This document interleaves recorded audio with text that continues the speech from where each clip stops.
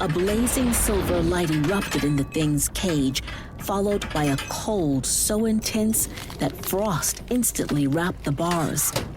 The invisible mob's cage rattled back and forth, groaning as the thing inside it bashed against the confines of its prison. In seconds, it had managed to move its cage closer to the burner trough, then began bashing against the fire that so clearly enraged it. A stack of papers by one of the control consoles trembled dangerously close to the flames. Get it away from the fire! She waved at Richard to shove the trough away.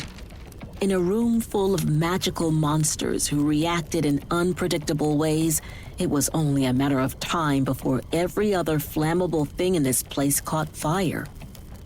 Of course, he couldn't hear her. Instead of covering his ears like she had, or running away and ducking for cover like his assistants, Colonel McBlair turned in slow circles, eyeing something along the domed ceiling of the lab that wasn't there.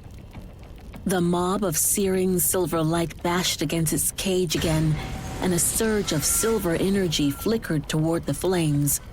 The second it touched the burner, the entire trough jumped 2 inches off the floor and started to tip over. Shit! Idina reached out toward the trough and launched a dart of green lights at the edge to get it to right itself. At the same time, the silver mob screamed again and spat another burst of silver light directly at her magic. They both hit the trough at the same time, which sent it spinning madly on squeaking wheels across the floor toward the 2 assistants. The assistants were typing furiously on the control consoles, or as furiously as possible given the noise echoing around the lab. Before the trough reached Richard's employees, the mob decided it wanted another round. 2 snaking coils of silver light burst from between the bars and headed straight for the fire trough again. They wrapped around the contraption's wheels and tugged with more force than Idina thought was possible, coming from a mob that didn't have a body to move things. The flames shot 6 feet up as the trough squeaked and wobbled back toward the silver mob.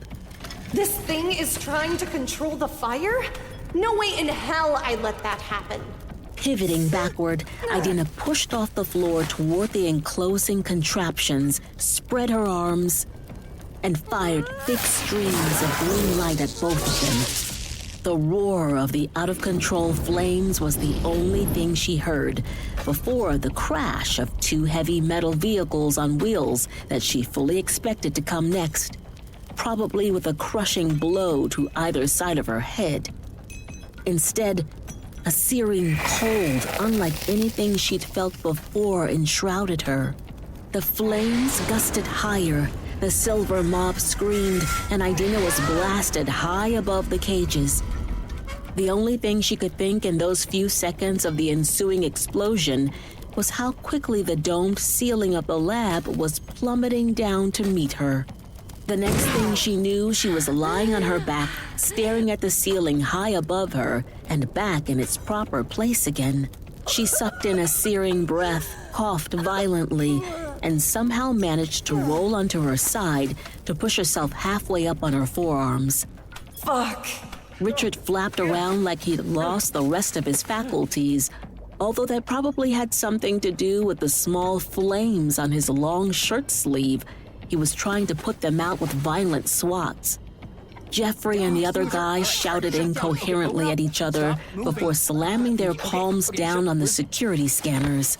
The silver mob's cage erupted with roaring sparks and magical energy that lasted way longer than the first time.